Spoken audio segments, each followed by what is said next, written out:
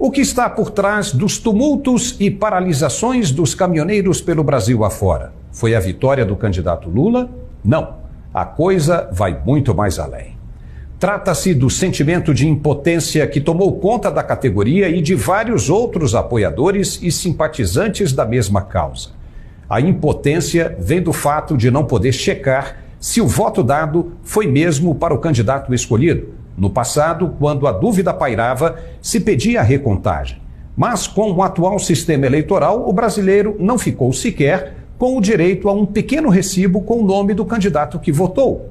Essa insatisfação e o forte sentimento de que foi roubado, trapaceado, passado para trás, é que tem enlouquecido a maioria dos brasileiros. Junta-se a isso as declarações de um ministro da Suprema Corte, ativista, de que eleições não se ganha, se toma, e mais todas as tratativas desequilibradas do processo como um todo, beneficiando um candidato em detrimento do outro.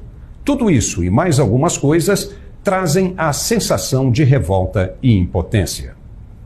Se o presidente Bolsonaro perdeu no Nordeste, onde justamente ficou sem 154 mil inserções de rádio e TV, é natural e compreensível que ele e os apoiadores se sintam prejudicados como verdadeiramente foram.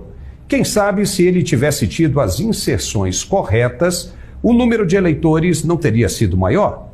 Mas nada disso parece sensibilizar o sistema e nem alguns integrantes da mídia que acharam o ocorrido perfeitamente normal, uma democracia modelo para o mundo. Não, não é.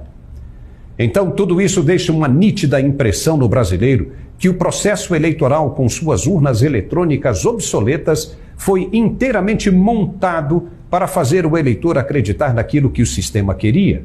É por isso que estão acontecendo as manifestações. Se o processo eleitoral fosse claro e transparente, resultado nenhum seria contestado. Até o macaco Tião, se fosse eleito, assumiria sem contestações. Lembra do macaco Tião, que foi eleito em protesto em um pleito no Rio de Janeiro?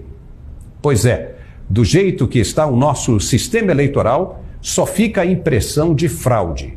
Aquele que não deve, não teme coisa alguma. Então, por que tanta luta para dizer que tudo era confiável?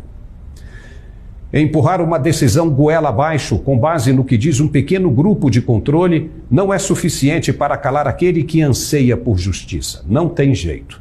O Brasil está perto do caos verdadeiro como nunca acontecido antes na história do país. Essa gente não quer e não aceita o comunismo e vai fazer de tudo para que as ideias socialistas não sejam implementadas no país como na Venezuela, Argentina, Colômbia, Cuba e Nicarágua. O povo ficou apavorado. O desabastecimento começa a se fazer notório nas grandes capitais. E isso preocupa de verdade. Vimos o que aconteceu quando a classe parou por causa do aumento dos combustíveis. E desta vez, a iniciativa pode afetar diretamente não só as cadeias de distribuição, mas como também as de produção, diretamente nas fábricas e no campo, no agronegócio.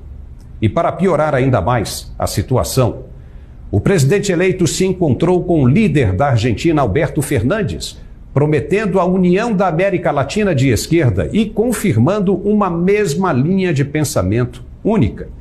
Isso é ou não é jogar lenha na fogueira sem se preocupar com o que pensa a outra metade do povo brasileiro? Me diga. O presidente eleito começa com o pé esquerdo. Terá um imenso desafio para conciliar a metade que não votou nele e que estará o tempo todo de olho nos seus atos. Por esta razão, talvez fosse mais prudente nesse primeiro momento de choque de realidades deixar a América Latina de lado e focar no crescimento do Brasil como nação de grande representatividade econômica mundial. Vai pegar um país arrumadinho, com queda de desemprego e caixas do Tesouro abarrotadas de recursos para fazer as reformas que o país tanto precisa. O presidente eleito deve trazer tranquilidade para o povo e para o mercado financeiro, de que o Brasil vai continuar crescendo, mais até que o atual governo vem fazendo. Ele deve mostrar compromisso com todos e não apenas com aqueles que o elegeram.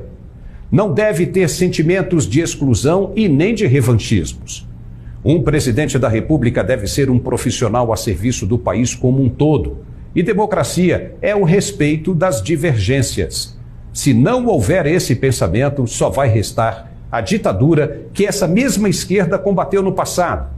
Não pode agora fazer exatamente como aqueles que ela combateu. Não pode impor censura e perseguições. Ao invés disso, tem de ganhar a confiança do povo para estar sempre com credibilidade e seriedade. Os ânimos estão exaltados e com razão, mas a poeira vai baixar. O Brasil é um país de dimensões continentais. É difícil até para organizações de atos revolucionários. Então é preciso ter calma, respirar, pensar e, se tiverem desacordo, que esse pleito sirva de exemplo para eleições futuras. Que o Congresso Nacional tenha atitude e brigue por mudanças do sistema, implementando um artifício que seja incontestável nos próximos leitos.